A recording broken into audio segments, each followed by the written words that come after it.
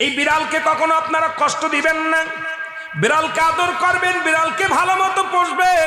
বিড়াল যদি কোনো জাতির জন্য দোয়া করে, কোনো গৃহস্থর জন্য দোয়া করে, ওই সংসারের মধ্যে উন্নতি শুরু হয়ে যায়। ওই সংসারের মধ্যে আর এক নাম্বার হলো, যে ঘরে বিড়াল থাকে সেই ঘরে জিন আসতে পারে না, জিন বাস করতে পারে না।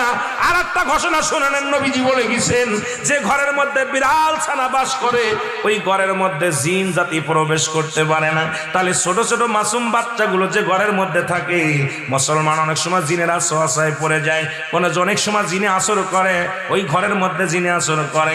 যে ঘরের মধ্যে বিড়ালকে আদর করে বিড়াল থাকে, ওই ঘরের মধ্যে বিলাই বিড়াল বিড়াল বিলাই বিলাই, এইটা যার ঘরের মধ্যে আছে এই ঘরের মধ্যে দুষ্ট জিনেরা আসতে পারে না। জোরে জোরে চিল্লায়া বলা যাবে না মারহাবা।